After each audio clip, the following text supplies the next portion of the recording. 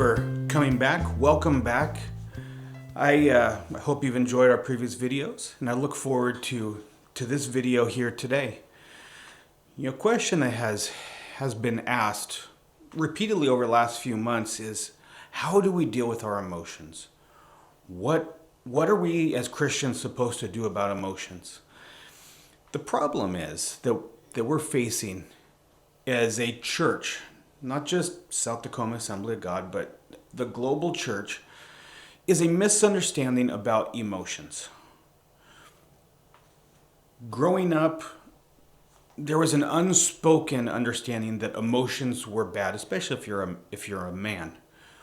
You're to show no emotion, have no emotions at all, and remove all emotions from everything.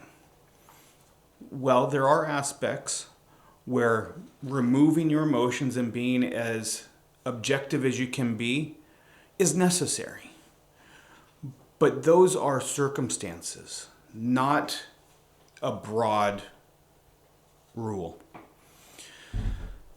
So we've talked about that emotions. What are emotions? If you came to our seminar, you know that emotions are like the warning lights on the dash of your car. They alert you to what's going on beneath the surface. They let you know that, hey, wait a minute, something's not right here. If you're sad, why are you sad? If you're angry, what's making you angry? If you're anxious, what's making you anxious? See, it's not wrong to have emotions. God created us to have emotions. Think about in a symphony. You have all the different aspects of your symphony. You have your woodwinds, you have your brass section, you have your strings.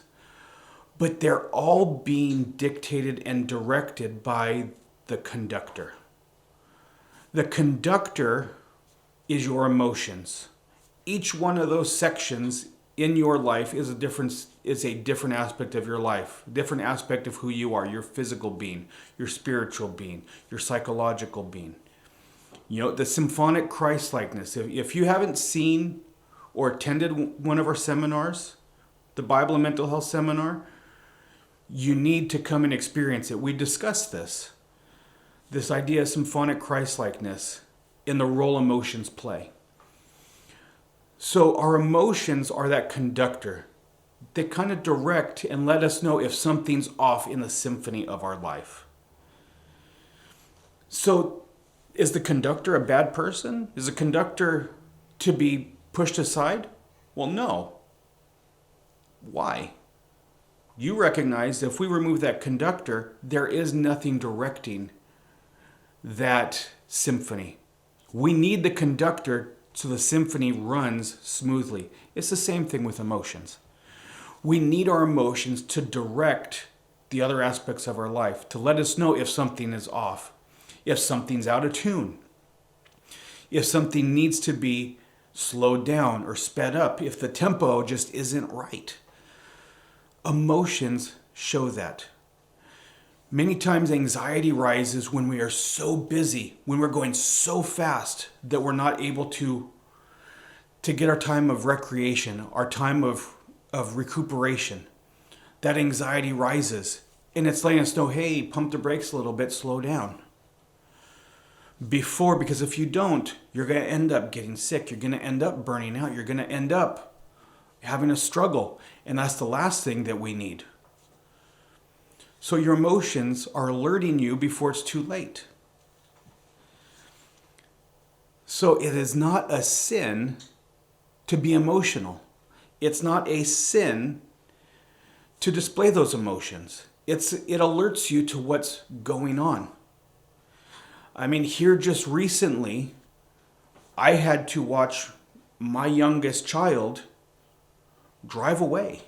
I had to say goodbye. And even now, it chokes me up because I am sad because I miss her.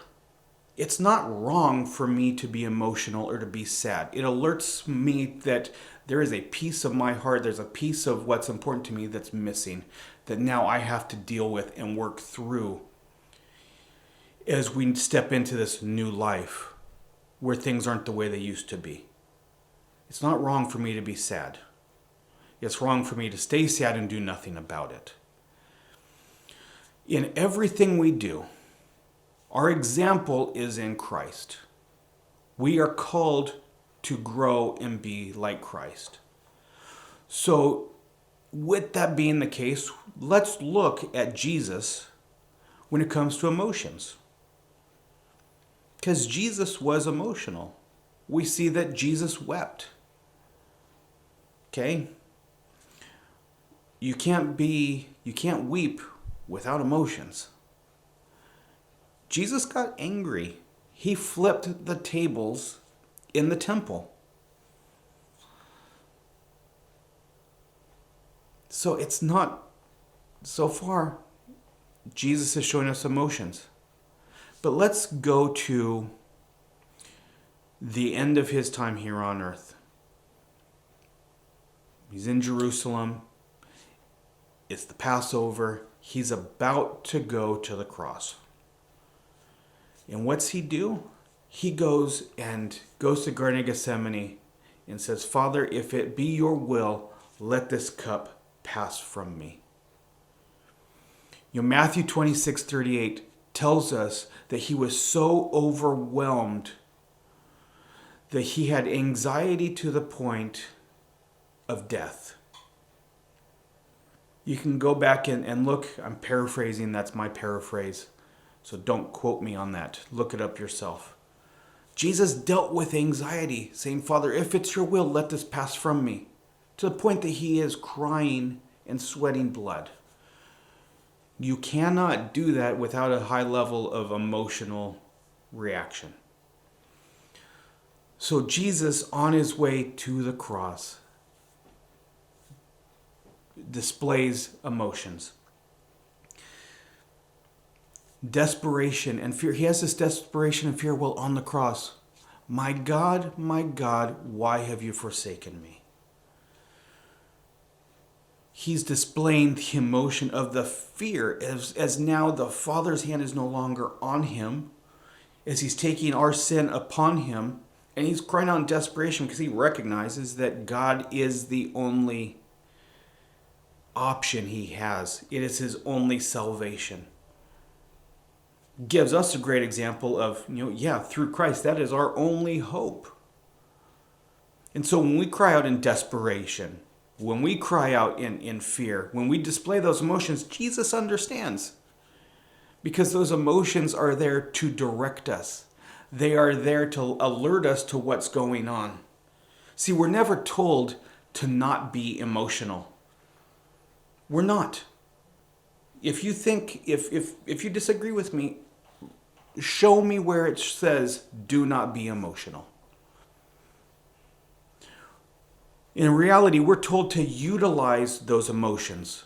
We're told to take every thought captive, take those emotions captive and use them. See, if emotions are meant to direct us, are meant to guide us. So where are your emotions directing and guiding you to? This is where the emotional disconnect happens. Where are your emotions directing you? When you're sad, is it directing you to correct the sadness? Or is it directing you to a coping mechanism that is not going to lead you to where you want to get?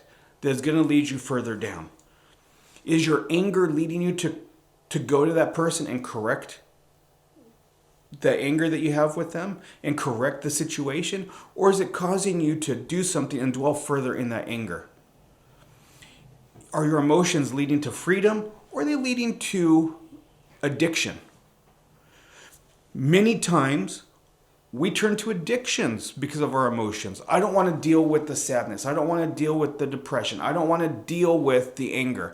So I'm going to drink it away. I'm going to smoke it away. I'm going to go, live a loose lifestyle or watch pornography. Because we're trying to, we try to do away with our emotions, push your emotions down rather than address them and utilize them to find the freedom and the balance that they're meant to bring. Jesus demonstrates this. And what did he do when he had the anxiety? What did he do? He prayed. He turned to God. When he's crying out in the Garden of Gethsemane, God, let this cup pass from me. What else does he do other than praying? He goes to his friends. He goes to the relationships that he has that build him up, that support him, to get that support. Now, his friends were very supportive at the time as they were sleeping, but he still went to them. Where are your emotions directing you? Are they directing you to correct? Are they directing you to bring balance? Or are they directing you down the wrong path? So if you look at where your emotions are taking you, if you're struggling with a situation, if you're struggling with your emotions, I challenge you to look at where are your emotions directing you? Where are they taking you? Are your coping mechanisms, or what you're doing, are they resulting and pointing towards where you want to get, or are they pointing the opposite direction? That is the big question here. How are you utilizing your emotions? How are you using them? Are you using the way God designed to bring balance and correction? Or are you using them the way that society in this world tells us to use them and medicate them away? So where are your emotions directing you? To God or further away? Towards him or away from him? To truth or to lies? To freedom or to captivity? Because ultimately, what are we supposed to do with our emotions? We use them to get closer to God and correct. And when we do that, it makes it a lot easier. To Psalm 46:10 says, "Be still and know that I am God." If you're using your emotions to bring correction, if you're using your emotions and utilizing them the way God intended, you can be still and know that he is God.